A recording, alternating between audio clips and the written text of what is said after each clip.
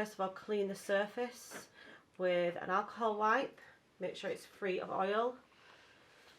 Using your Skin Lip Repair colour, take a small amount, pull open or part the cut.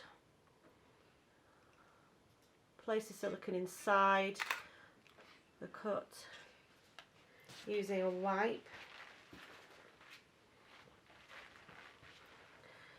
Blot the excess away.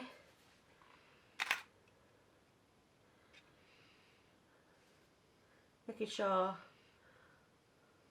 there's no silicone left on the surface, and then leave to cure for 8 to 10 minutes.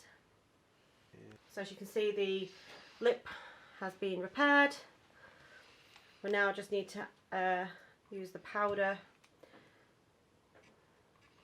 to set the repair